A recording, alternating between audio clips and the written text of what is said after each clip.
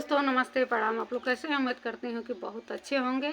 एक हम लोग सोहर की उठान गीत लेके आए हैं। गाना कैसा लगेगा लाइक शेयर सब्सक्राइब जरूर करिएगा। फुल आवाज के साथ सुनिएगा। धन्यवाद। ननदी लड़े भौजैया से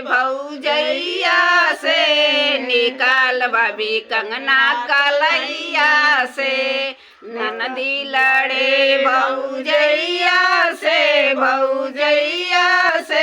निकाल भाभी कंगना कलैया से। निकाल भाभी कंगना कलैया से।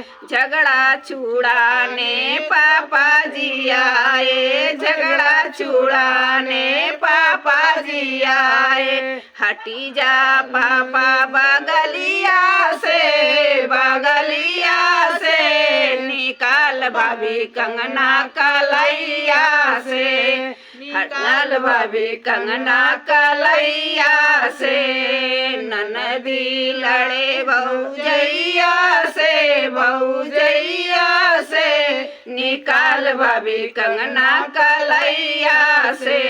निकाल भाभी कंगना कलैया से। झगड़ा छुड़ाने चाचा जी आए, झगड़ा छुड़ाने चाचा जी आए।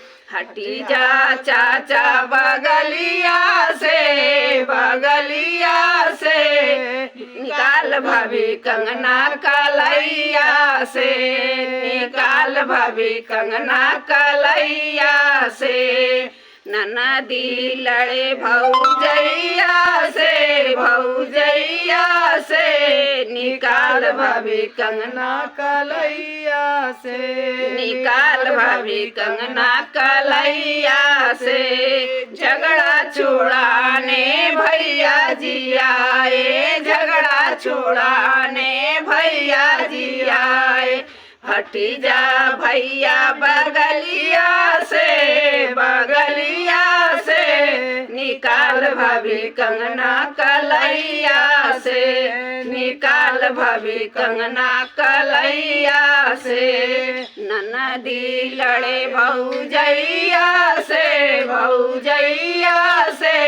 निकाल भाभी कंगना कलैया से। निकाल भाभी कंगना कलैया से।